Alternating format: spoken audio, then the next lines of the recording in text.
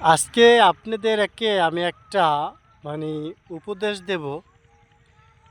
যারা ছোটোখাটো ঋণ কিংবা সুদে টাকা আনেন, যদি আপনার ১,০০,০০০ টাকা প্রয়োজন হয় কিংবা ২,০০,০০০ টাকা প্রয়োজন হয়,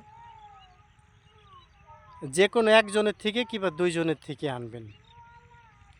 ওই ১,০০,০০০ টাকা ৫ জনের থেকে আনবেন না। কেন ওই ৫ জনেই আপনারে যে কোনো মুহূর্তে ভরা সমাজে আপনার টাকা চাবে, আপনার ইজ্জত দেবে না। আর যদি একজনের কাছে থেকে ১,০০,০০০ টাকা আনেন, সে হলো আপনার একটা স্ট্যাম্প দেবে, তার স্ট্যাম্প হলো দলিল।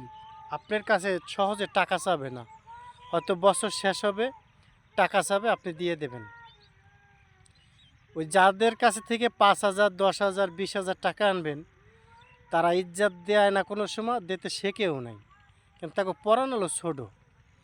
একটা কথা আছে না, যে আগাছার বৃদ্ধি বেশি, তো এই খুচরা পাওনাদার হলো আগাছা, এটা জ্বালাই বেশি।